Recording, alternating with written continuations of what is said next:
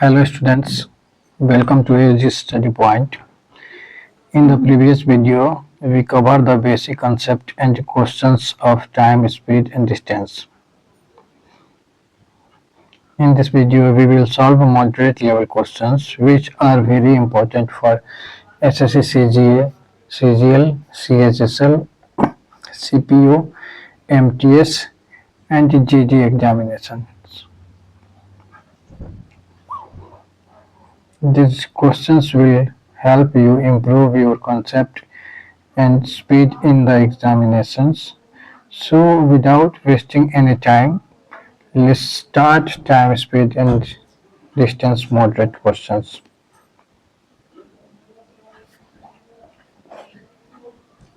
So चलिए पहला question है यहाँ पे कि a man reach office 10 minutes late at 4 km per hour and 5 minutes early at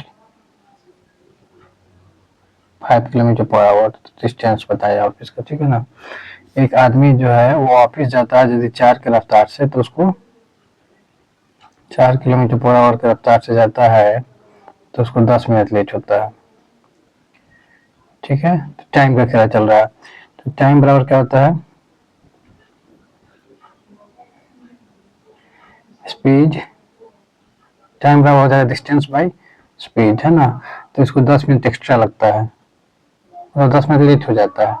तो 10 मिनट लेट ना हो तो क्या करेंगे, इसमें जो समय लगने वाला है उसमें से 10 मिनट कम कर देंगे, ठीक है। जबकि 5 की रफ्तार से जाता है तो 5 की रफ्तार से जाता है तो 5 मिनट पहले पहुंच जाता है।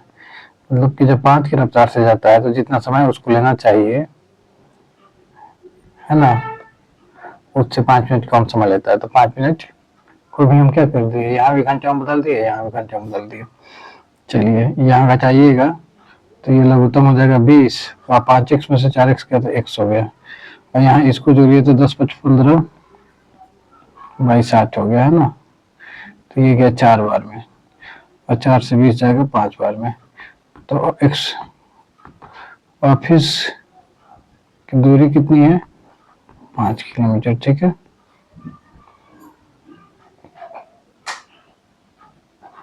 पाँच किलोमीटर, यानी कि ऑप्शन नंबर ए सही है। चलिए आगे बढ़ते हैं। By walking at 6/7 of his usual speed a man is 12 minute late, usual time बताएं। तो देखिए 6/7 कहने का मतलब ऐसे देखें तो उसका यूजुअल स्पीड क्या है, स्पीड एक्चुअल स्पीड ये है, तो स्पीड वो 7 ना चल के 6 चलता है, क्लियर है, ठीक है। तो उसको ऐसे 7 की जब रफ्तार से चलता है तो t समय लगता है, और जब 6 की रफ्तार से चलता है तो t + 12 मिनट एक्स्ट्रा लगता है, ठीक है। यानी कि 7t बराबर क्या हो जाएगा, 6 × t + 12, ठीक है। तो 7t = 60 + 72, है ना। तो t का वैल्यू कितना हो जाएगा, 72 मिनट। मतलब यूजुअल टाइम कितना होना चाहिए,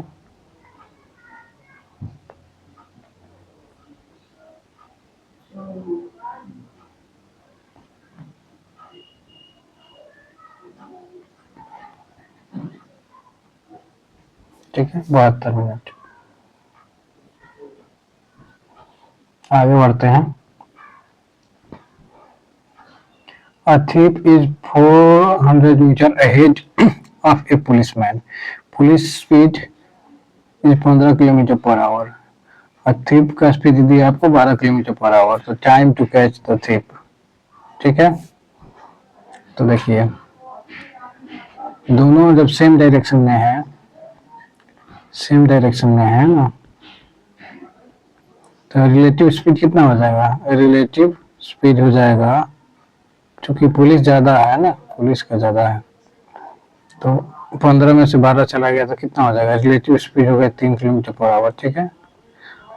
और कितना दूर चलना है पुलिस को, तो ये 300 मीटर 400 मीटर है, 400 ओवरटेक करना है। तो 400 गुना 3 और 5 में 18 हो गया, ये कितना बार में जाएगा, 6 बार में, 6 प्लस के चला गया ऊपर, यानी कि 2400 metre.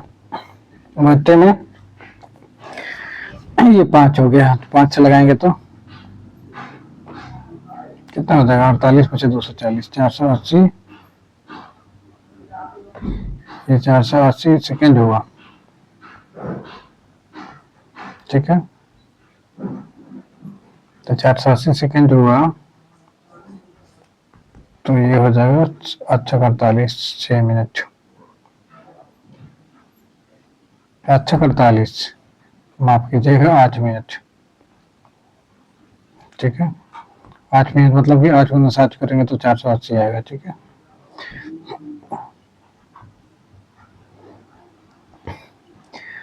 A train crosses a pole in 15 second and a 100 metre platform in 25 second, तो लेंथ ऑफ द ट्रेन। तो देखिए ध्यान दीजिए, तो यही आंसर है। 15 सेकेंड में अपना केवल अपनी लंबाई ट्रेन पार करती है। फुल मतलब खंभा पार करने का मतलब होगा कि ट्रेन जब ट्रेन का पूरा लंबाई खंभा को पार कर गया तो माना जाता है कि ट्रेन खंभा पार कर गई है ना, यानी कि ट्रेन क्या की, अपनी लंबाई पार की है ना, खंभे से पार की 15 सेकेंड में। जबकि 25 सेकेंड में देखा जाए, 25 सेकेंड में तो ये अपनी लंबाई फिर 100 मीटर प्लेटफॉर्म की लंबाई, यानी ओवरऑल देखा जाए दोनों का डिफरेंस तो 10 सेकेंड में ट्रेन जा रही है कितना, तो 100 मीटर, ठीक है।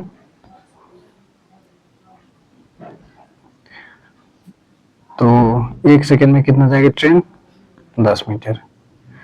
तो यहाँ देखिए पहले सिनेरियो में था कि 15 सेकेंड में अपनी लंबाई पार कर रही है, तो 15 सेकेंड में, तो 15 सेकेंड में कितने ट्रेन ट्रेवल की, तो 15 गुना 10, 150 मीटर, मतलब ट्रेन की लंबाई कितनी हो गई, 150 मीटर, ठीक है। ये तो लॉजिकली आंसर आ गया। अब देखिए कंसेप्ट से देखिएगा तो इसको देखते हैं हम।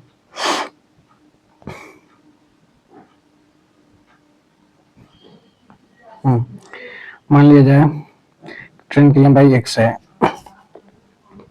ये y की रफ्तार से चल रही है, मल्टीप्लाई 5/18 कर दिए तो कितना लगता है, 15 सेकेंड, ठीक है। और दूसरे केस में जब 100 प्लस x लंबाई हो जाता है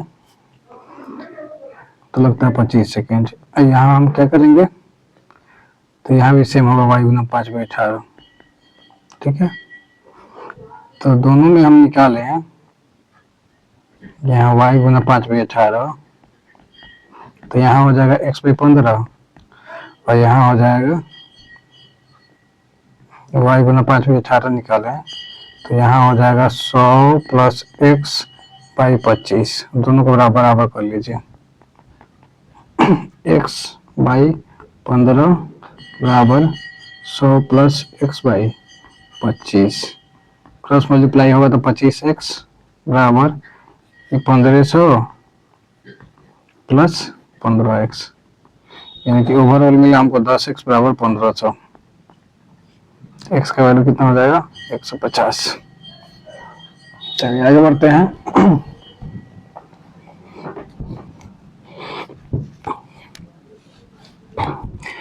A boat travels 24 kilometre upstream in 6 hours and 20 kilometre downstream in 4 hours. Speed of boat in still water. तो देखिए नाव और धारा दो चीज है ना, नाव का स्पीड हम मान लें x किलोमीटर पर आवर और धारा का मान लें y किलोमीटर पर आवर, ठीक है ना।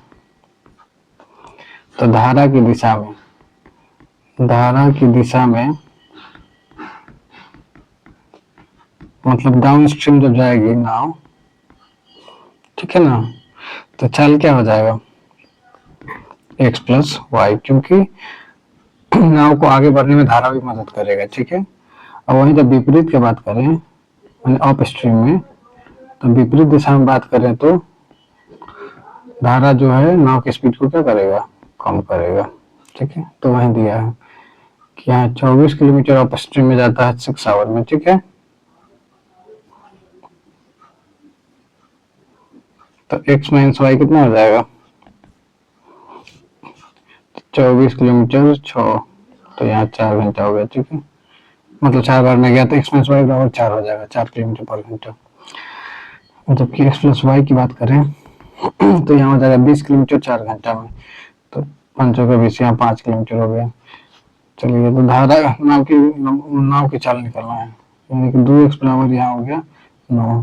तो x का वैल्यू कितना होना चाहिए, नाव का चाल कितना होना चाहिए, 4.5 किलोमीटर पर आवर। और धारा का बात करें तो धारा का करें y का, तो ये हो जाएगा 0.5। ठीक है, चलिए आगे बढ़ते हैं।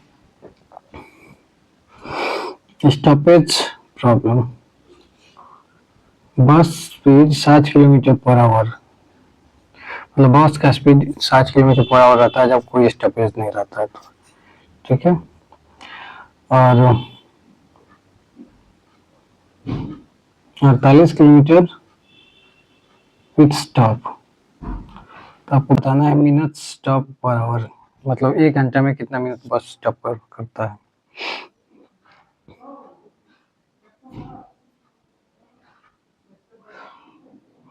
मतलब देखा जाए तो ऐसे ना रुके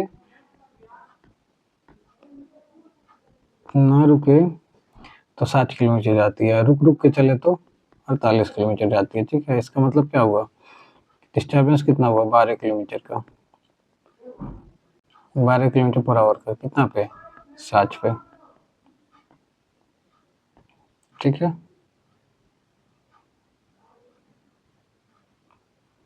तो फिर 1 घंटा पे ना करा कैलकुलेट करने का, तो 60 पे कितना, तो 12 पीछे 60, 5 से ये 12 बार में गया, यानी कि रुकती है 12 मिनट। कोई दिक्कत? चलिए आगे बढ़ते हैं। नेक्स्ट क्वेश्चन है, ratio of speeds A ratio B is two ratio 3, तो रेशियो ऑफ टाइम। तो देखिए ए और बी का रेशियो है स्पीड का 2:3। ठीक है, तो इसका टाइम का रेशियो क्या होगा, टाइम का रेशियो जो होगा इसका रेसिप्रोकल होगा, इसको 3 लगेगा, इसको 2 लगेगा। कैसे, क्योंकि स्पीड टाइम का क्या होता है, इन्वर्सली प्रोपोर्शनल होता है। तो 1/2 और 1/3 का हम निकालें यहाँ पे रेशियो करके, तो क्या आएगा, लघुत्तम 6 हो जाएगा, 2 3 6, 3 6। ठीक है, तो कैसा लगा आपको वीडियो, कमेंट में ज़रूर बताएं। इसी तरह की वीडियो देखने के लिए चैनल को लाइक करें, शेयर करें, सब्सक्राइब करें। स्वस्थ रहें, मस्त रहें। Thank you very much.